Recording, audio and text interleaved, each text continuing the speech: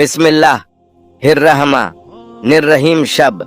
ए बारात का मतलब यानी शब का मतलब रात रात होता है, वहीं बारात का मतलब बरी होना होता है।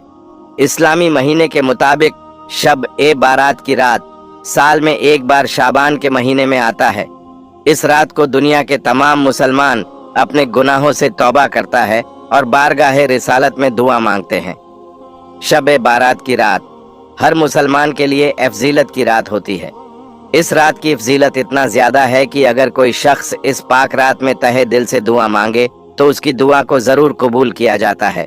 इसीलिए दुनिया का हर मुसलमान इस रात को इबादत में मसरूफ रहते हैं।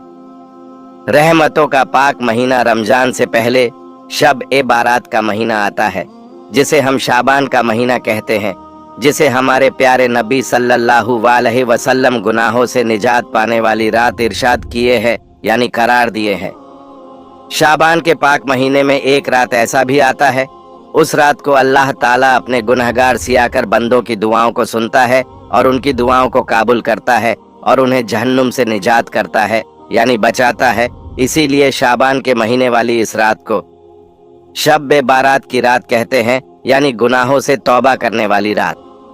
इस पाक रात में यानी शब बारात की रात को अल्लाह ताला की रहमत पूरे जोश में होती है और वो बुलंद आवाज में मगफिरत की चाह रखने वाले बंदों को अपने बारगाहे रिसालत में अपने गुनाहों का तौबा करने की इजाजत देता है और फिर उनके दुआओं को भी कबूल करता है।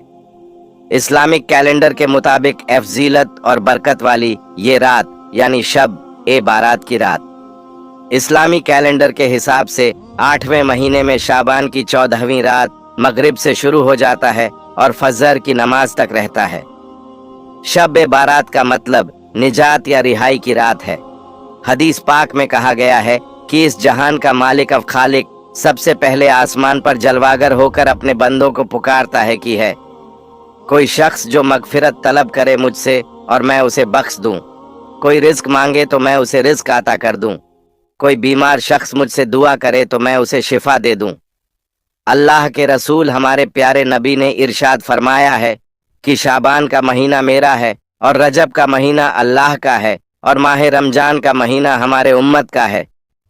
शाबान की रात जिसे शब ए बारात की रात कहा जाता है, इस रात की इतनी बड़ी नेमत है कि इस रात को कितना बद्धा गुनहगार क्यों ना हो, अगर वो अपने रब के बारगाह में तहे दिल से तौबा कर ले तो यकीनन उसके गुनाहों को बख्श दिया जाता है।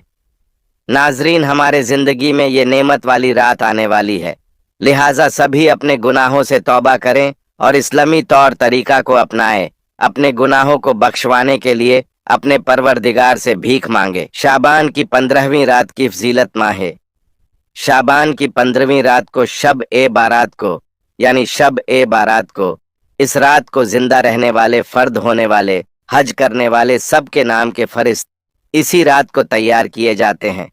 और भी बहुत कुछ, अगले 1 साल पूरा हिसाब इसी रात को लिख दिया जाता है। हजरत ऐसा रजियो अल्लाह ताला अन्हा फरमाती है कि रसूल करीम सल्लल्लाहु अलैहि वसल्लम फरमाते हैं, क्या तुम जानती हो शाबान के 15वीं शब में क्या होता है?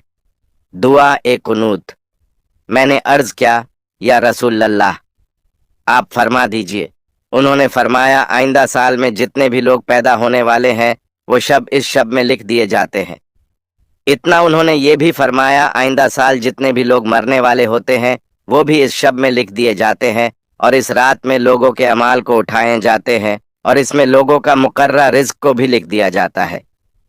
शब ए बारात में सरकार दो आलम सल्लल्लाहु अलैहि वसल्लम ने खुद भी शब बेदारी की और दूसरों को भी शब बेदारी की तलकीन फरमाई।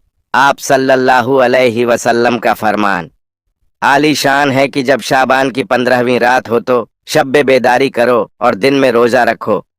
मोहतरम ख्वातिनो हजरात, इसलिए जितना हो सके इस शब में शब बेदारी कीजिए, नवाफिल अदा कीजिए।